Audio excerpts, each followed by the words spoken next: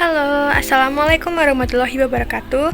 Kembali lagi dengan tugas video kali ini, yaitu interview guru hebat. Sebelumnya, perkenalkan nama saya Anissa Dwi Jayanti dengan NPM 20424239 dari kelas 4H, mata kuliah Telaah Kurikulum, dosen pengampu Dr. Tio Gusti Satria, Magister Pendidikan. Baik, kita mulai wawancaranya Ibu ya. Benar nama gurunya dengan gelar Laila Nursita SPDI, home base atau sekolahnya dari SD Negeri Kalibening, alma mater STAIN Curug S1, jabatan sekarang guru PAI, golongan penata muda tingkat 1, lama mengajar 6 tahun, status sertif sudah sertifikasi ya Bu. Baik Ibu, pertanyaan yang pertama, apakah yang Ibu bisa bagikan tentang kurikulum Merdeka?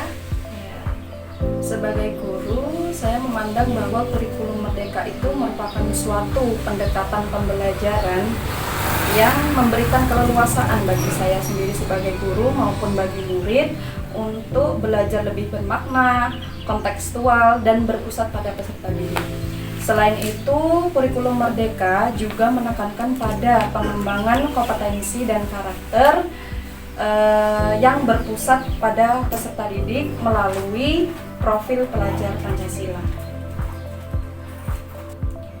Baik, selanjutnya pertanyaan kedua, bagaimana pandangan Ibu setelah menerapkan kurikulum Merdeka? Setelah menerapkan kurikulum Merdeka, saya merasa bahwa pembelajaran di kelas itu menjadi lebih fleksibel dan berpusat pada peserta didik, sehingga peserta didik itu menjadi lebih aktif, percaya diri, kreatif, dan mudah dalam menerima dan memahami pelajaran karena dikaitkan dengan kehidupan kontekstual sehari-hari. Selain itu, saya juga merasa lebih leluasa dalam berinovasi untuk menciptakan pembelajaran yang bermakna. Pertanyaan ketiga, perbedaan mendasar apa yang Ibu rasakan antara kurikulum sebelumnya dengan kurikulum Merdeka?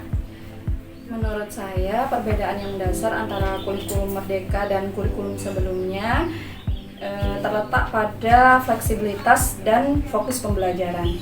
Jika kurikulum sebelumnya itu lebih terstruktur dan berorientasi pada penuntasan materi, sedangkan kurikulum Merdeka itu lebih fleksibel, berpusat pada peserta didik, serta mewujudkan pembelajaran bermakna dan karakter peserta didik, mengutamakan karakter peserta didik melalui profil pelajar Pancasila. Yang nomor 4, apakah yang Ibu sukai dari mengimplementasikan kurikulum Merdeka? Selama mengimplementasikan kurikulum Merdeka, saya merasa bahwa pembelajaran di kelas itu menjadi lebih aktif, anak-anak juga menjadi lebih kreatif. Setelah itu saya juga diberi keleluasaan dan fleksibel dalam menggunakan metode pembelajaran, sehingga pembelajaran itu menjadi lebih bermakna dan fokus pada kebutuhan dari masing-masing peserta didik, dapat memenuhi kebutuhan dan disesuaikan dengan gaya belajar peserta didik. Selain itu juga kurikulum Merdeka itu menekankan pada karakter dan kerja nyata. Jadi anak-anak dapat menghasilkan sesuatu produk dari apa yang telah dipelajari. Pertanyaan kelima, bagaimana menurut Ibu tentang deep learning?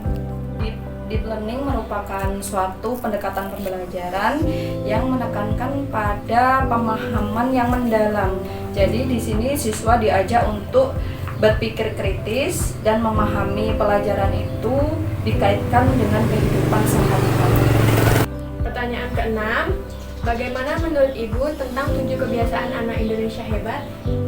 7 kebiasaan anak Indonesia hebat itu merupakan program yang bagus sekali dari pemerintah. Jadi jika diterapkan di sekolah dasar itu dapat membentuk karakter anak sejak dini.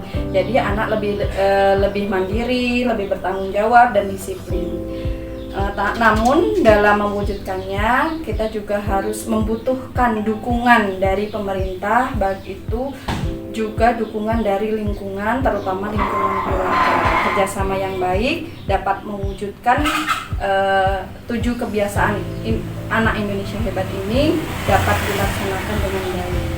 Pertanyaan ketujuh, apakah Ibu terlibat pada kelompok belajar atau organisasi belajar seperti GSM atau Gabungan Sekolah Menyenangkan, BGBL atau Bantu Guru Belajar Lagi, SGI atau Sekolah Guru Indonesia atau lainnya?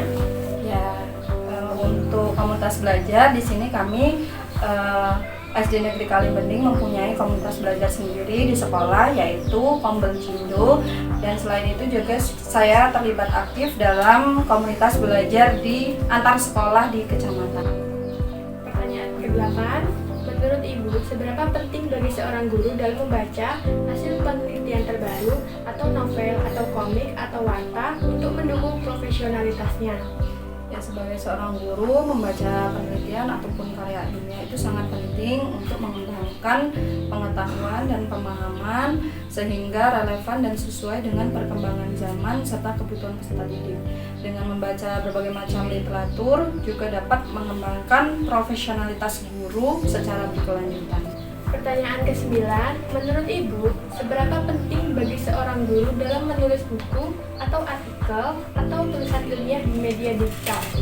Menurut saya sangat penting ya, dengan menulis buku, artikel ataupun karya ilmiah itu dapat mendokumentasikan praktik baik yang telah kita lakukan dan dapat berbagi pengetahuan dengan guru lain sehingga dapat memperluas dampak positif dari pembelajaran yang kita lakukan. Pertanyaan ke-10, apakah terdapat pengalaman mengajar yang dapat dibagi untuk membantu kami mahasiswa ini dalam mencintai profesi sebagai guru? Bagi kalian calon-calon mahasiswa, calon-calon guru, menjadi seorang guru itu bukan sekedar profesi, bukan sekedar mengajar, tapi menjadi seorang guru itu merupakan panggilan jiwa. Jadi sebagai calon guru kita harus siap untuk menghadapi anak dengan berbagai macam karakter yang unik. Seorang guru juga harus bisa menjadi teladan yang baik itu dalam perkataan, sikap maupun perbuatan. Jadi selain dibutuhkan bekal pengetahuan, menjadi guru juga harus dibutuhkan mental menjadi seorang guru. Pertanyaan ke-11, apakah terdapat buku yang dapat direkomendasikan untuk kami, mahasiswa, dalam menjalani pendidikan keguruan sehingga bisa menjadi guru bertanggung jawab ke depannya?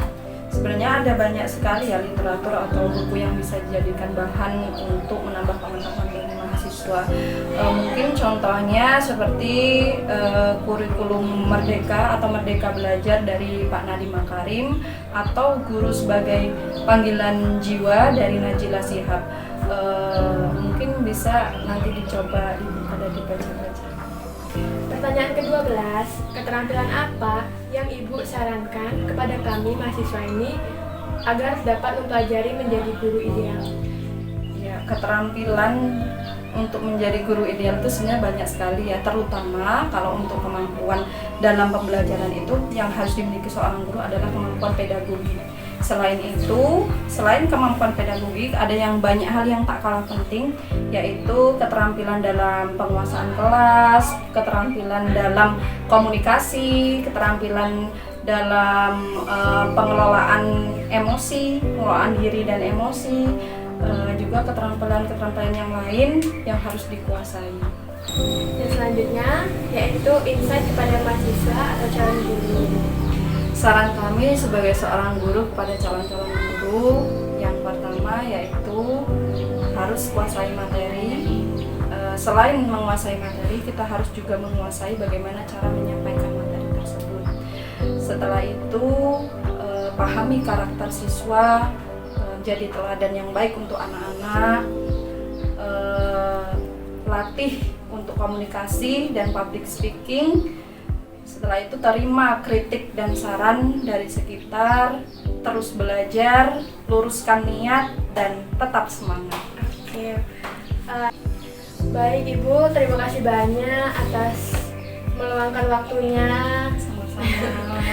Sebelum itu saya ingin meminta tanda tangan terlebih dahulu di kertas ini untuk menentukan.